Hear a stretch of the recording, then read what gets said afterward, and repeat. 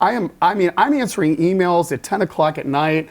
I had somebody call me at 6 o'clock this morning. I happened to be up and I took the call. Yeah. I mean, we're here. We want to do this. And I think all the partners have done such a great job, and I'm so proud of the city of Peoria, and them as a partner have really given us the flexibility to say, be there for people, and we've seen some great resources to that.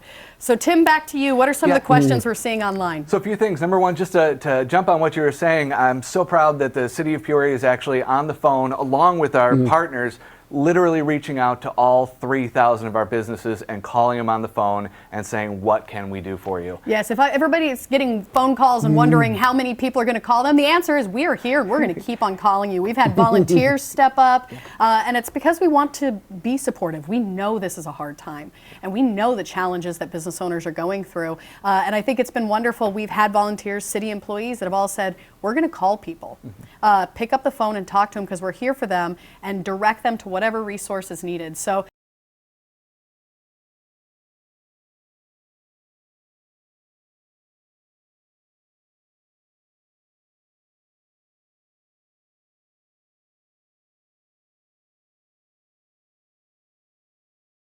of the CARES Act says that the $10,000 is only for people with an economic loss due to COVID-19. Is it a guarantee, or is it something that anyone can apply for? Well, I mean, who doesn't have an economic loss from COVID-19? Maybe if you are a respirator manufacturer, you might not have a loss. But realistically, any small business owner, any restaurant, any service industry, any retailer is going to have losses. So I don't think you need to be too concerned that you're not going to qualify. well, and I think that gets to two pieces of advice I've seen from entrepreneurs.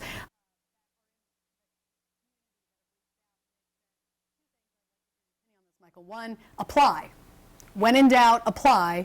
And two, the idea is even if you don't feel the repercussions now, and in Peoria, we were around in 2008, right? We know that this might be longer than the next 3 weeks. And even if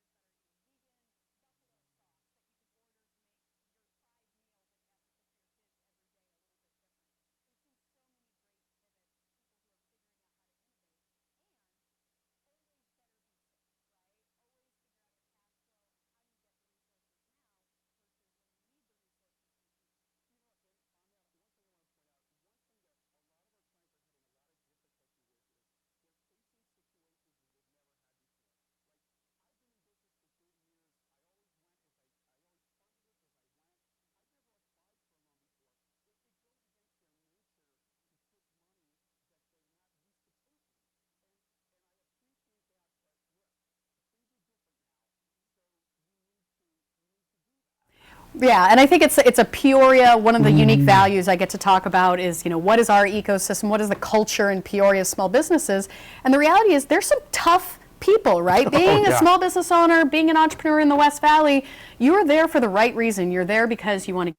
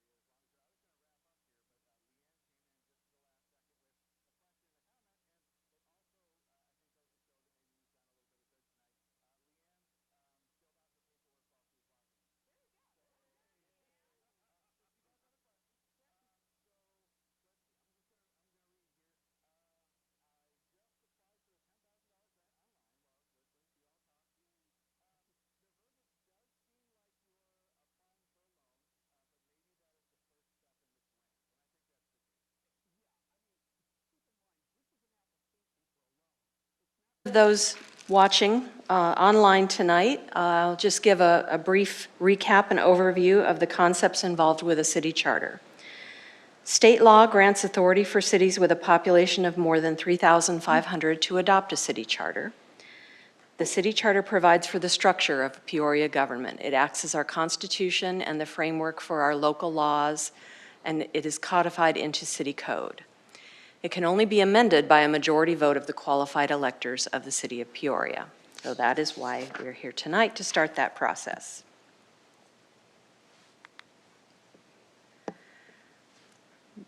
Peoria City Charter provided for a council-manager form of government where the council members set policies that are responsive to citizens' needs and wishes, and the city manager is appointed by council to carry out that policy, prepare the annual budget, control spending, and act as the chief administrator.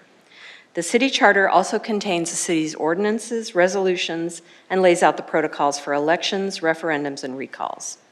An ad hoc city charter review committee is convened to review amendments proposed to the charter, and previous committees were established and convened in 1992 and in 2015. So for the Charter Review Committee, we have 9 committee members. The mayor named them all for you tonight, 1 from each council district and 3 at-large members that were appointed by mayor and council to serve. And I again would like to add my thanks to the committee members for their time and their thoughtful recommendations that we're bringing forward for you tonight. And for those who are able to join us here tonight, an extra thanks to them. This is truly an engaged group of Peoria citizens, and I truly enjoyed getting to know them and working with them and going through this process. The committee was supported by city staff, including myself, City Attorney Vanessa Hickman, and City Clerk Rhonda Jereminski. The committee met on 3 different occasions and voted to approve the recommended language that you will see tonight. A public comment website was also available for 30 days in the month of March.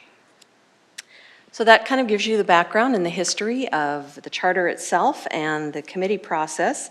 I'll now pass the presentation over to Mr. Brad Schaefer, who's the chair of the committee, and he can go through the final recommendations that the committee is proposing for your consideration. Thank you, Ms. Roberson, and good evening, Mayor and Council. Thank you for this opportunity to allow our citizens to take a look at our charter and make some recommendations.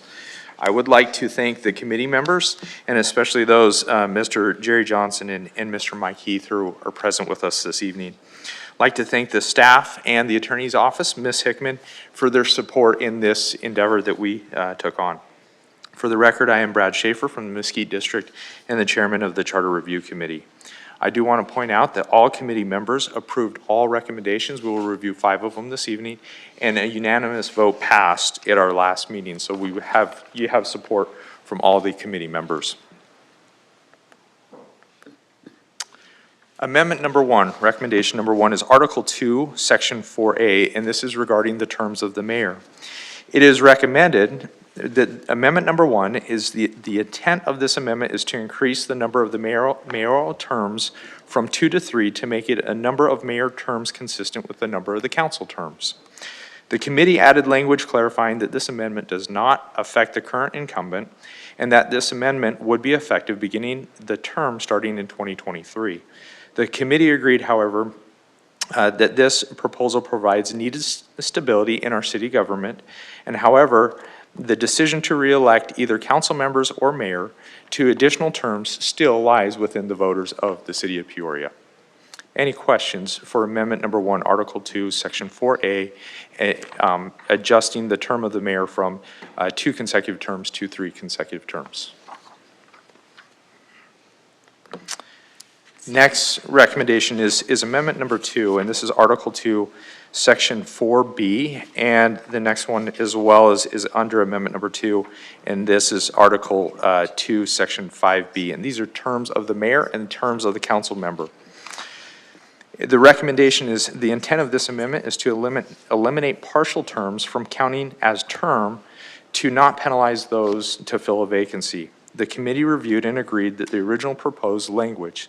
So as you can see in the slide, in the event that a person is selected to fill a vacant term by appointment or by election, such partial term shall not be included as a term for the mayor And the next slide, still under amendment number 2, section 5B is the intent to eliminate partial terms counting as a term to not penalize those to fill a vacancy. The committee reviewed and agreed with originally proposed language. As to the previous slide, the proposal removes any impediments that might prevent well-qualified citizens from stepping up to fill vacancies to serve our great community for both mayor and council. Any questions on amendment number 2 for Article 2, Section 4B and 5B, mayor and council terms? No questions. Amendment number 3, this is a long one, it's 2 slides, so I'm going to skip to the next slide, and we'll come back to it. But this is, the intent is to create a reasonable and automatic cost of living, or COLA, to account for inflation for both council members and mayor. The committee added a cap of 2.99%, and the COLA aligns with the CPI, which is the Consumer Price Index. However, there was a lot of discussion with this recommendation, and the committee recommended that a pressure relief valve be added to this amendment, and this measure kicks in, and it does not allow for automatic COLA or cost of living allowance when there is indicators of a national recession. A great example would be our current circumstances. This measure would not, given our current economic status at this time, there would not be an automatic COLA given to the council and mayor based upon our economic situation. Next is amendment number 4. Excuse me. Oh, yes, Brad, sorry, do you Mayor. mind if we go back to that one? I have a couple questions. One of them is, when I'm looking at the proposed language in my council packet, which I assume is also what's on the screen here, it says,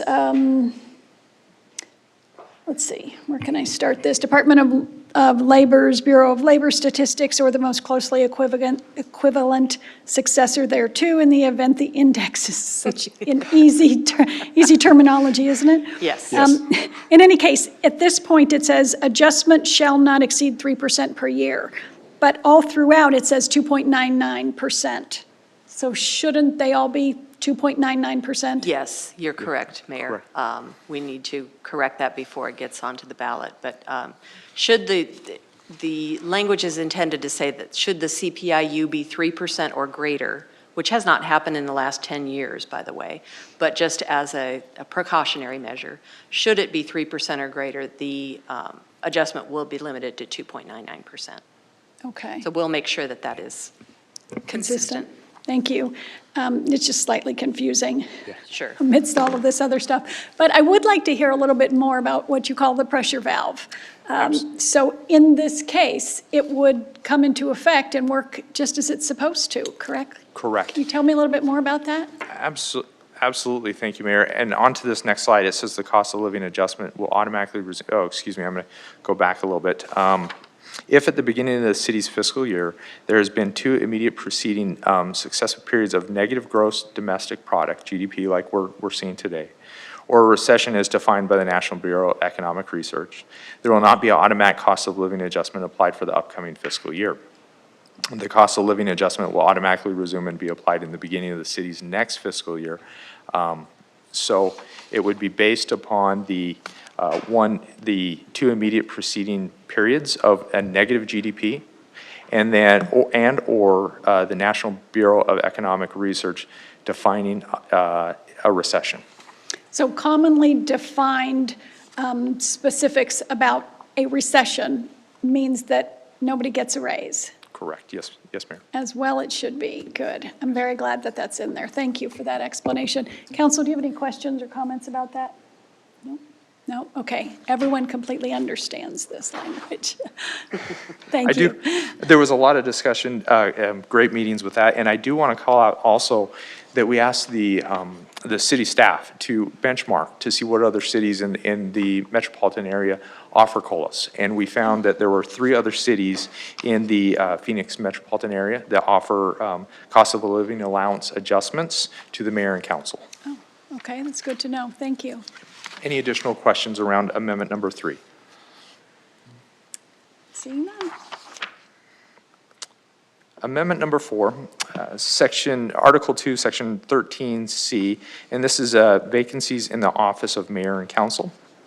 The original intent was to allow an increase from 12 to 15 days to 20 days for the city to conduct the process to fill mayor or council vacancy. The committee agreed that more flexibility should be applied in this instant and changed the language to allow from 12 days to 30 days, and also added clarification around calendar days, so it would be 30 calendar days to fill the position.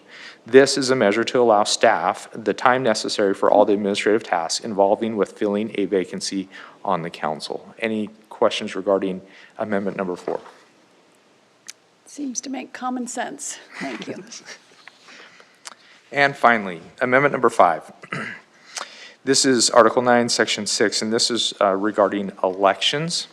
The intent of this charter amendment is to eliminate the need to hold both a primary election and a general election for the same 2 candidates.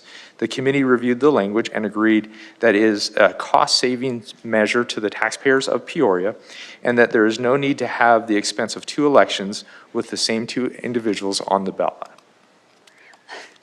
More common sense, huh? Any questions regarding amendment number 5? No? Perfect. Thank you, Mayor. Thank you, Council. And I'll turn it over to Ms. Roberson to talk about timeline next steps. Thank you. Great. Thank you. Thank you. Great job. All right. Thank you, Brad. So that being said, the amendment language before you, and we will clear up the COLA language before we bring it back. But the next steps involved here with this is the committee's final report to council, May 19th, which is tonight. June 2nd, we will bring this back to you as an agenda item for action to refer these items to the November general election ballot. In between June and November is mostly staff work, mostly probably city clerk's office, to get the amendments on the November ballot and the publicity pamphlets out to the voters. And then November 3rd is the general and citywide election. We'll put this before the voters and hopefully get their agreement on these common sense measures. And that is our presentation. Mayor and council, any questions for the committee members that are present or for staff? Good job. Oh, thank you. We really appreciate it. I know that there is a lot of work that goes into reading through each of these pages of our city charter. And, you know, it is like our Constitution, and we don't open it up very often. So when we do, we have to have, you know, people who we can trust and who are looking at it with the benefit of all of the citizens of the city of Peoria. So we just cannot, again, thank you enough for taking it so seriously and for being, you know, vigilant and careful and judicious in all of your decisions. So thank you. We appreciate all the work you guys have done. Thank you. Okay. Thank you. Thank you very much, and that is all we have, Mayor. Okay. Then with that, we are adjourned until our 7 p.m. meeting.